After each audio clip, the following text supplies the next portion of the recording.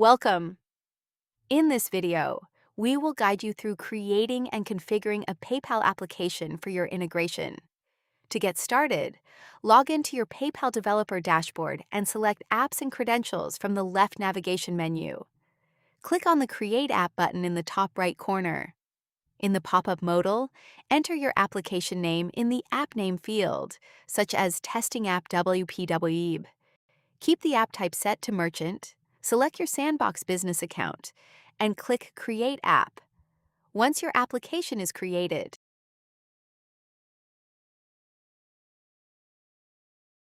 scroll down to the Features section. Under Add-on Services, select Log in with PayPal. In the Return URL field, enter your website's redirect URL. Next, under Information requested from customers, check the required details including full name, email, and country.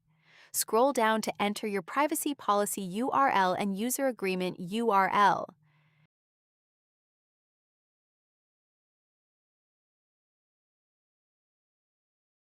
You can also enable the option allowing customers with unconfirmed emails to log in, and then click Save. Don't forget to click Save Changes at the bottom of the page to update your application. Finally, scroll back up to the API Credentials section.